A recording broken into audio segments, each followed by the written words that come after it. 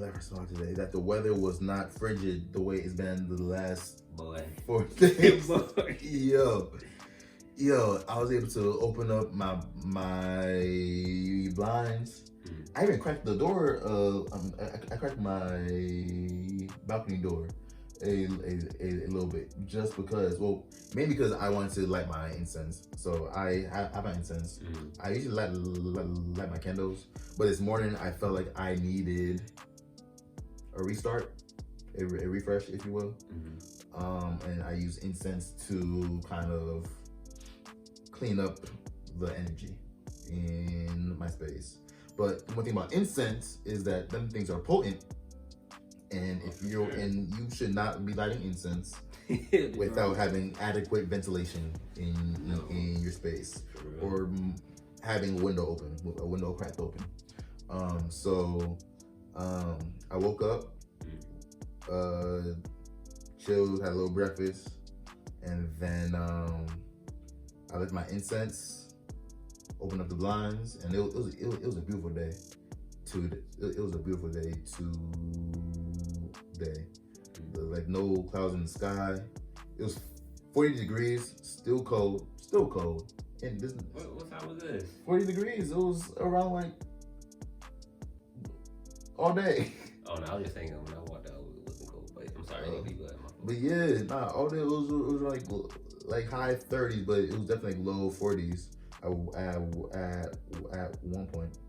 But I lit my incense. I opened the door, cracked open my balcony, and it was good just to kind of breathe fresh air, but from inside my apartment, because when it's summertime, when it's spring, I always have my balcony open. Not always, but like more often, but because in the winter it gets cold.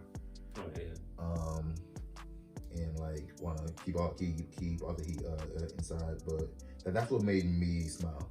Just being able just to have blue skies, being able to take a step outside, breathe some fresh air, or reset the energy in my apartment.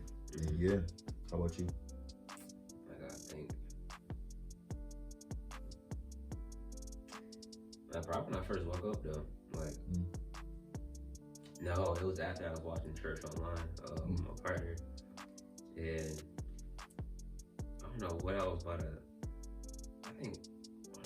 to do. I usually after church trying to have like some background music or something in the background, just to get it up and moving and stuff like that.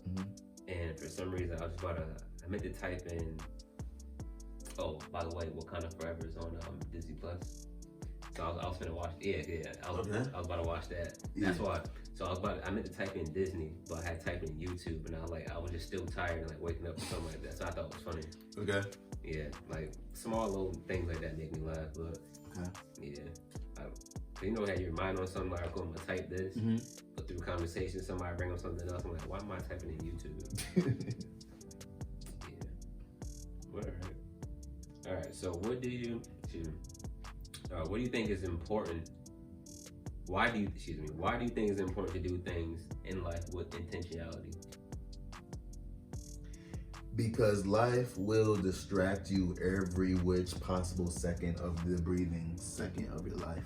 I don't know what I just said, but it sounded fine. So I'm gonna rock with that.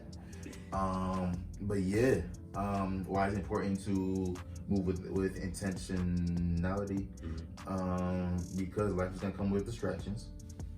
And some distractions are good. Not saying all distractions are negative, because sometimes you need life to redirect you. But most of the time, we set goals for ourselves. I set goals for myself, and you don't always hit the mark. So even going back to I transitioned to this job November of 2021. At this point, I had many years of experience between my last job.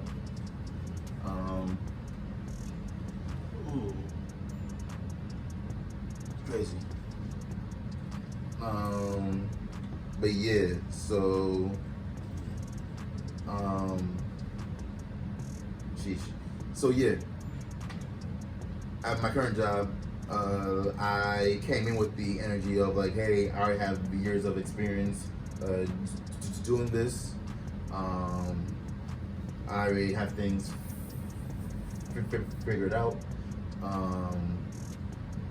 Not necessarily that like no one can tell me anything. It wasn't that, but it was like so one thing, right? I previously did not write anything down. Like I relied on my memory to really go about my day. So I was assigning my task. All right, cool. Boom, boom, boom, boom. I did my task, then I went home. But in my current job, for some reason, that skill set of mine, where I thought it was a skill, it just wasn't as strong, or I don't know what was going on, but I had to humble myself, and that came through a performance improvement plan, where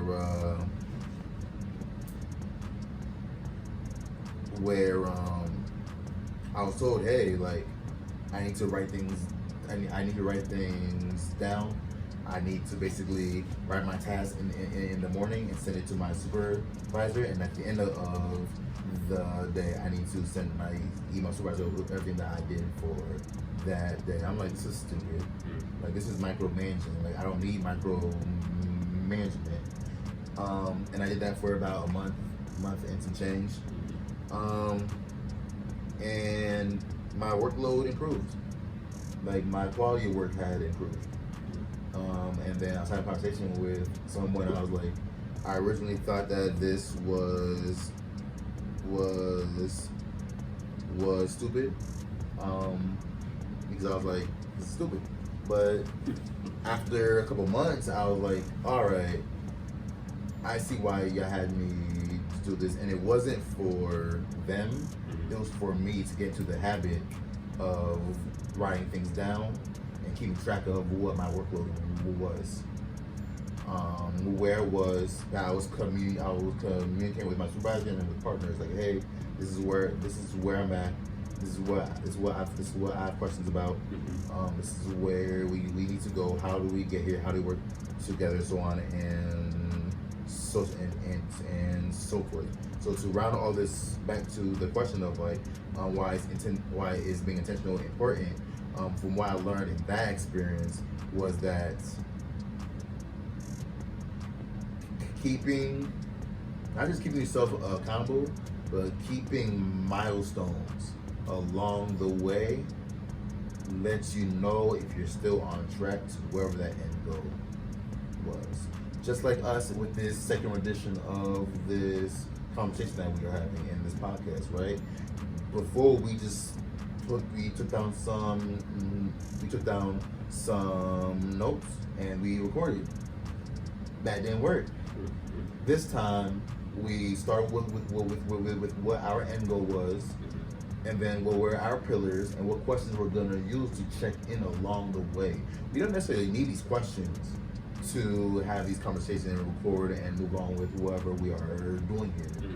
But these questions are more so to have checkpoints along the way, so to make sure that we are sticking to wherever that end goal we set out to accomplish. And that's where intentionality comes into play. Creating those checkpoints along the way to make sure that whatever that we had our eye on, we stay to it, we stick to it, and then we ultimately accomplish it. That's what's up. I definitely will say, for me, like I really came into terms with the word intention in 2017. Like more like definition of what the word intention meant. One of my boys, shout out to Jamaica, I was at this school in Massachusetts. I wouldn't say the name of the school, but it's whatever. It's where I was going for my master's. And like, he really spoke a lot about the word intention, like doing things with intention. And I feel like I was already doing that, but when I got introduced to the word, it made a lot of sense. And when I come to realization now, it's important just because, you know, like you said, it's a lot of distractions in life, but I feel that whatever you draw your energy towards it really holds on to that a lot.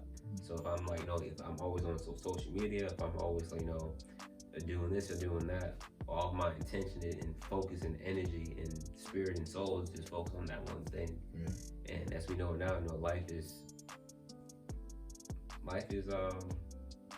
it should be valued in a certain way where you do things with intention, because tomorrow is not promised. Yeah. And as we've seen, like so many people have been transitioned out of life, a lot of things have been happening prior to COVID, during COVID, and after COVID. But I'm realizing now that I want to do things with intention, doing with a good heart, doing with a good mindset. Yeah. Make sure my energy is right when I'm going towards that direction. Yeah. Because if you feel like that you're going in the right direction with the mindset of having a good intent, doing that certain thing, it may not be that as an end result. So, I don't want to waste my energy on anything. And I tend to do that, throughout the day by trying to make sure I draw myself back, because again, energy that's wasted, I hate wasting my energy on anything. Like it can be a meeting, it can be a conversation, whatever it may be. When I know that I feel like my energy is being wasted, the intention is being wasted. And bro, I get upset. I really get upset when it's like minute things that happen in life. It's like, bro, like I really had all this energy, all this intention on this one thing, and nothing really happened. So now you gotta think about, all right, cool, I could have done this, could have done that. But why even think about that when you just need to have your mindset steered in the right direction? I'm gonna take that. I'm gonna take that and run with it. Lack of intention will result in a waste of energy. Boy, we find a different way of saying that, but no, you hit that. You hit that. Yeah, lack of intention, you not being intentional will result in things. And we're all professionals, right? How many of us been in meetings that got no purpose, bro? Just sitting there. Which I can say right now. You gonna say it, but yeah. Yo, like thing is, like one of my coworkers just told me, was like, hey, like if they're in a meeting and there's nothing getting accomplished, and if there's no purpose, there's no intention of that meeting, she's getting up and walking off like, excuse me, I have something else that I need to go do. Please fill me in. But otherwise, like they will legit just get up and tell me, hey, like, and excuse themselves and walk out. And waste of energy is a real thing. And you can feel it after, when you feel like you have that much time on, like you said, a meeting. I'm not trying to delve in the past, but like meetings that we've been in for hours and change. The bickering, going off topic. I'm like, bro, this could have been in the email. It's like this.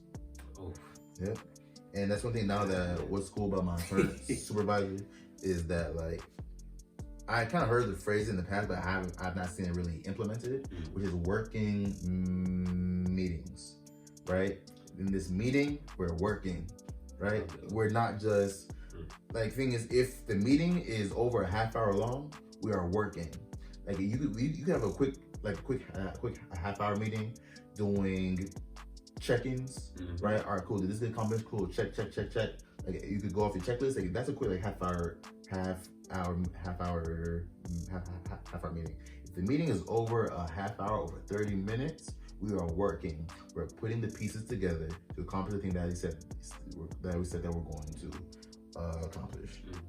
Working meetings eliminates all of the waste of time, distraction, people just talking just to talk, just to hear their own voice. We're having legitimate conversations. There's an agenda.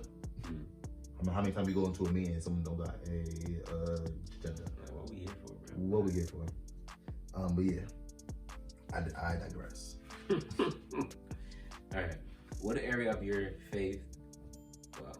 What area of your faith are you feeling most challenging currently?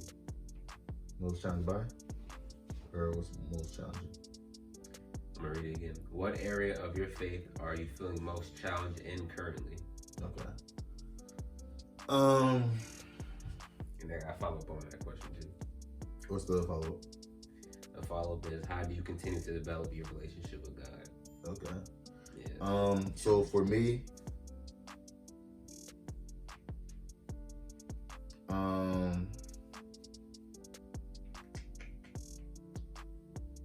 read the question. What area are you feeling most challenging currently? Yeah.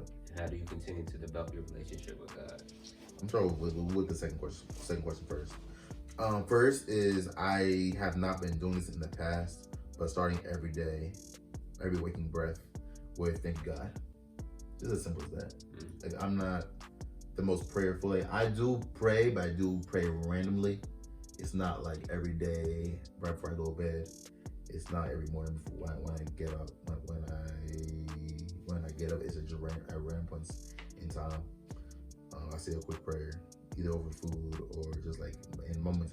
And a lot of time in moments of stress. I think in the church we always talk about but we always come to God with our problems, and I'm really good for that. I'm really good for bringing my problems to God. But I guess where I'm challenged by is just starting off with the with the thanks. Not just for the meals, the clothes, the roof over my head, right? Just being thankful just for breath, just being thankful for opportunity, thankful for that today is another day for me to get the opportunity of accomplishing the things I say I want to accomplish. I know that not everybody has the opportunity to see the next day, and even get to see the next day, to be in the room, to be in the spaces for them to accomplish, to meet the people that you can connect with and that could potentially change your life. So where I'm challenged by is being more consistent. Like, and I also talk about me not really reading the Bible as much, and a variety of other things. But right now is just starting every day with thanks to God. Just a quick prayer of what I want, and not just out of frustration, but just like, hey, like, this is what I need for today, and what I'm doing to build my relationship with God. Instead of grabbing my phone first thing in the morning, just scrolling through Instagram aimlessly. Just, hey, God, just thank you for just being able just to open my eyes and breathing. And we'll figure out if I could walk after that. Because that's the other thing too. The number of times where we as society, if I speak for myself, is I grab my phone for hours on end before I know that my legs work. Like, yo, that's something that I was struggling with. Like, there are times where I pick up my phone and I'm on there for hours before I even know if I can just turn up and actually stand up. So doing a better job of just saying, hey, God, thank you for being able to wake up, to breathe, and I hope the same for my family, my friends, and everyone else around me, and then moving forward from there. Amen. Shout out to laughing parties in my legs. And my legs. It's real. Man. Yo, for me though, this question, I pretty much think about this all the time, every day. Yeah. Like, I'm trying to really figure out what is faith in God look like for me.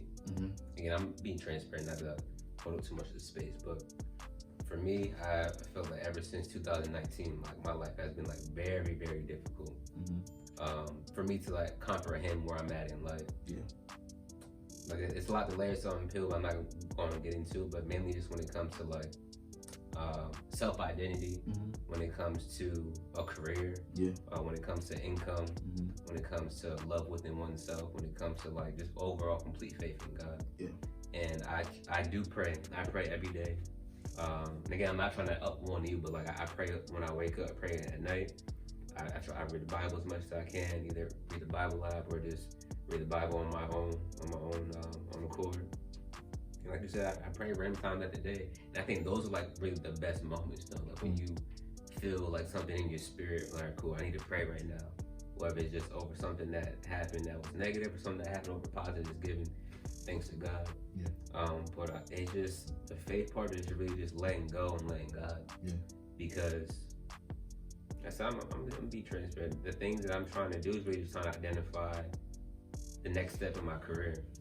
And it's been real difficult for me because I'm not happy where I'm at right now. I'm not gonna get into all the details. I'm not gonna get into the details about where I work and stuff like that. But I just feel like that the things that I've gone through, it just continues to happen. It continues to happen on a day-to-day basis where like the belief is not there. I'm questioning why I'm even working at this organization. I'm questioning why can't I move forward and let go of the past and trying to heal. And so I'm trying to self-identify, how do I literally just give everything to God and let him work. But also me not just stressing myself out, thinking about those things every single day, because I'm not happy where I'm at in life. I'm trying to transition, trying to make things move, making a bold move, or just letting go and letting God, but nothing is not being developed on how I see it from the back end. And so I guess on back on that, how I'm continuing to develop my relationship, it's like, I feel like I'm starting over like every single day. Like literally every single day when I wake up until when I go to sleep. So it's a lot of things that I stress about that I shouldn't be stressing about. And so that again, affects on more the mental health type piece. And then I'm always praying, but then I'm not believing when I'm praying. So I just feel like I just have to pray just because I want to satisfy God. And so in ways I want to develop, that's being more again, literally what we're talking about, being more intentional about prayer and believing more in my prayer and believing more in God and also myself. So it's literally just more within the mind and speaking that out loud so it can come into the world, come to the universe and work on its own. So appreciate you sharing all of that. And he said you weren't a one upping me, but like I appreciate that you have that constant relationship with God. And like you said, like I think especially growing up. All right, I'm gonna go real for a second. I think I was raised to believe that a constant relationship with God means that things are gonna be sweet all the time. Like, I feel like it was always expressed that. Remember, this is how I took it. I don't know if this is how it was expressed, but that you keep a relationship with God and you will have it always figured out. God will always provide a way. Not saying that he doesn't, because he does, but it looks different in real-time application of that relationship with God. And I think that's what makes relationship with God, and even with me, the church, very difficult. Was because that like, and honestly, and even like I said before, that like, my parents, where I asked for prayer from both my parents today, they were like, okay, but what work are you doing? I was like, oh. And I think that's like, and they always have that, and it kind of goes back to the phrase, faith without works is dead, right? And I appreciate that you hit on the notion that yes, you talk to God in the morning, you talk to God at night, you read your Bible, but you're still not happy with where you are, right? And I think there's a connotation that if you do those three things, start your day with prayer, end your day with prayer, pray throughout the day, read your Bible, everything else is gonna be figured out, when that's not always the case, and it's an ongoing thing, and it does not stop. And the other thing he said, the first thing he said was, you restart every day. Yeah, that's what it felt like. You restart every day. And I think that was also my problem at one point, was that like, I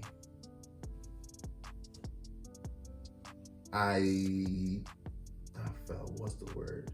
I leaned into my past too much of what I have done, that it was fun. I didn't need to restart, but restarting every day is a new day. And I think we always use that phrase. Excuse me. We always use that phrase. Every day is a new day to reset when things are bad. But in this moment, I'm also thinking that we also need to use that phrase to reset things when things are good. Because yes, the bad is going to stop. You can't always take the bad with you each day. Also, it's the same with the good. You also need to reset every day. Every day is a new day. You start off the day fresh, as if things in the past did happen, yes, but you also need to start with a fresh foot moving forward. So I do appreciate that you bring that up. That every day is a new day, and that's how you continue to build your relationship. Yeah, man. Yeah. Appreciate that. And I most definitely. And to follow on that, what in your life is most encouraging to your faith right now? So pretty much like, what encourages your faith? What encourages my faith? Yeah.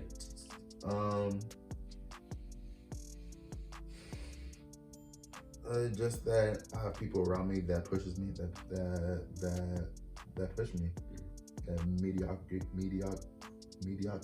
Yeah.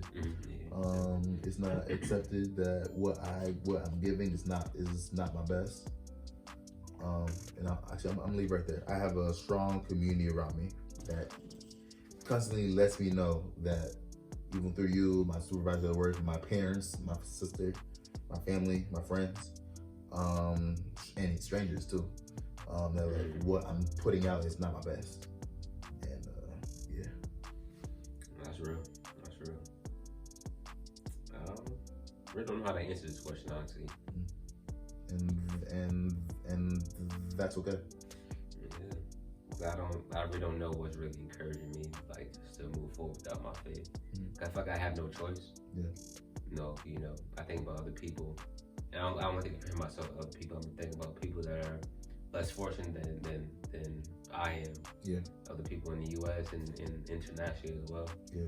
But just thinking about, like, those people, or just people in general, they have their faith shaped differently based on their upbringing, based on how they identify their faith right now in current life. And so what's encouraging me, I don't even know. I just feel like I have no choice but just to wake up and keep trying. Okay. And if I don't want to stop, I'm just trying to figure out, like, this has to be something else. Yeah. Like on the other end of this wall, this experience. Yeah. So like I'm keyword is trying. Honestly, I think that's what encouraging me right now, is trying. Even if I don't identify that as trying, but it is there. So appreciate that. Yeah, no problem. And what is one thing you need to overcome? One thing I need to overcome.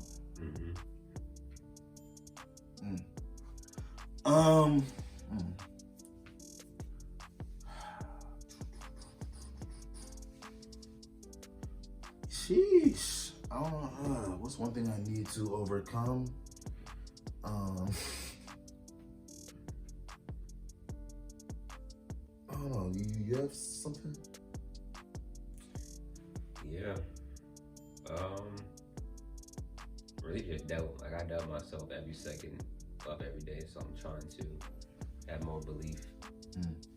So overcoming that doubt of myself and in God, because again, all this is literally connected back within faith. So I need to overcome my self-doubt, the negativity, and lack of faith in God. Thank you for sharing that. Yeah, no problem. Like, I went through the lack of faith in God at one point. Like, there was one point where I felt like praying wasn't working. I kind of what my parents were telling me before, that prayer was not working, and that I needed to just go hard for it. And I went years, not saying it was not necessarily I was operating without God, but I was head down, go all the time, and then I got to the point of burnout. And I think one thing I need to overcome, I think the opposite of what you just said, honestly, was that I've been relying on my faith a lot of time. And kind of like with faith without works is dead, I think I've been relying on faith a lot of time. Like, or the right opportunity is gonna come up, or God is gonna figure it out, or hey, pray or pray for me. That I lost track of the work I need to put in, and what I'm capable of too. Because grad school me was a different me. Boy, grad school me was hustle was not even the word. For real. Whatever new definition, I feel like I created a new definition of hustle that I figure out what. Like, it's Kurt. Like, Kurt was his grad school me was different. Like, I had 3 jobs at any given time. They changed throughout, because I was like next opportunity all the time. but like full-time grad student, 3 assistantships that require travel back and forth across city lines, working throughout the summer, different summer internships, school, full-time school, comprehensive exam that you needed to take and graduate and pass to graduate the first time. Applying for jobs on top of that, like full-time jobs. Yeah, grad school me was different. And I think something I need to overcome is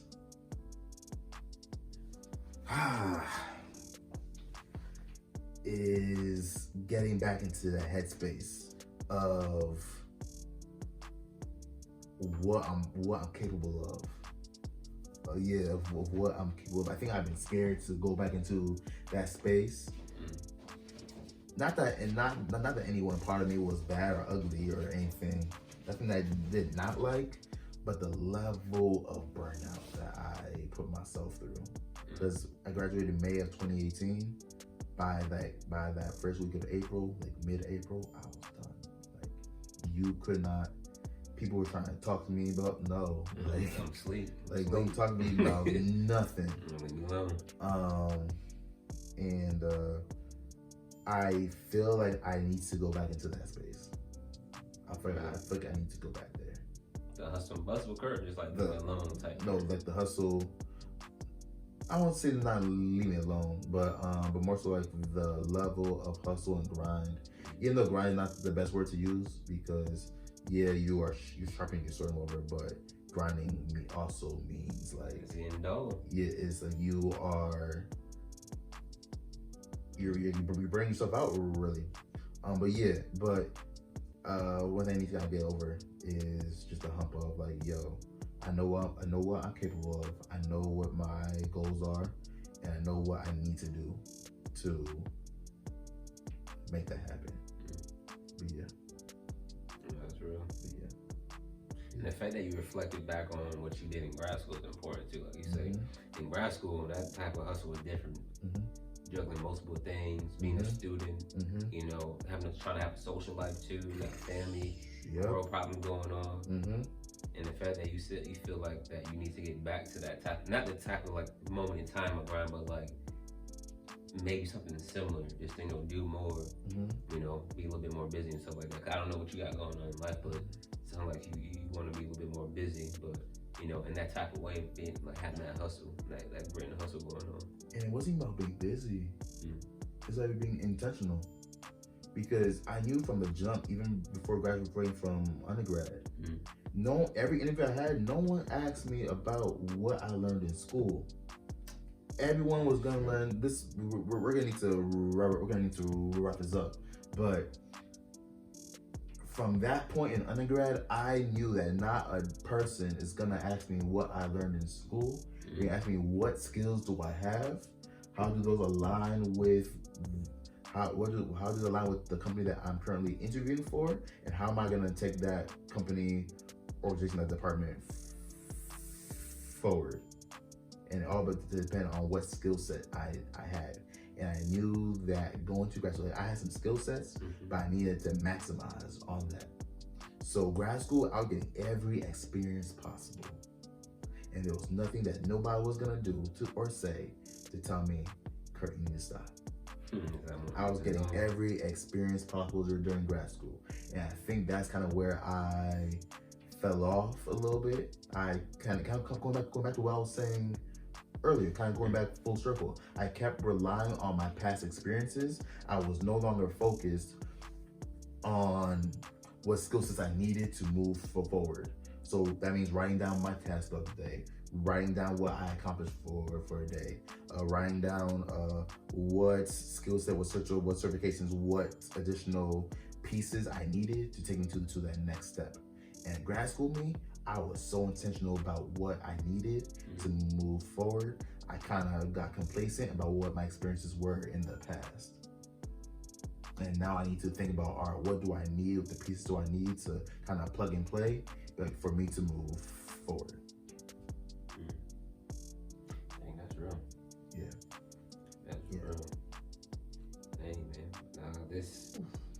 It's all on the first episode, y'all. Yep. It's all on the first episode. Yep. There's definitely a lot more to come. Yeah.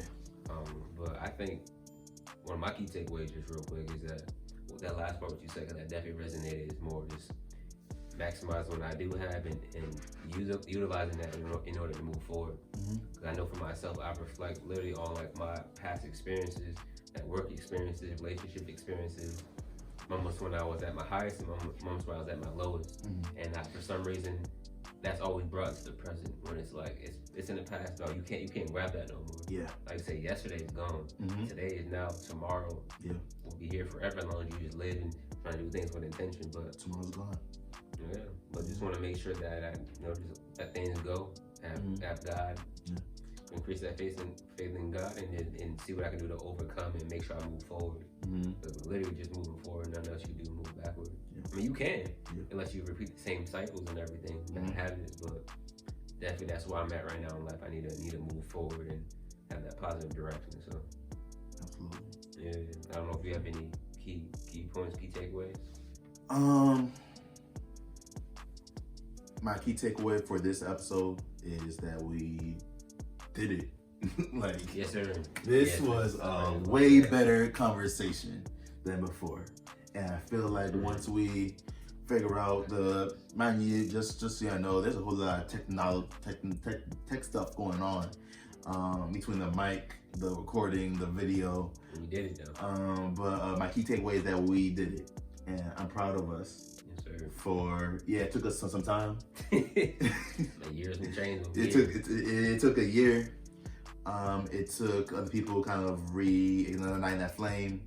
It took us to kind of step away from this original idea, from the original idea, to kind of live a little bit, kind of go through our own process of healing too. I think last year we both gone through some significant healing and a lot more healing to go. But my key takeaway is that I am very excited to where we continue to grow our conversations, both on and off mic. Cleaning everything up to make sure that we continue just to elevate in this space, in our conversations, in our quality as young men, as young Black men, and improving every day. So that's my takeaway, just in improvement. That's beautiful. But all right, y'all, this has been Put Your Pride Down. We hope that we have exemplified that in this first episode, and that we can have this conversation with you all along the way on all of us putting our pride down, and essentially, hopefully, somehow making the world a better place. How, I don't know. We're gonna figure it out. Yeah, we're gonna figure it out. But on that note, peace.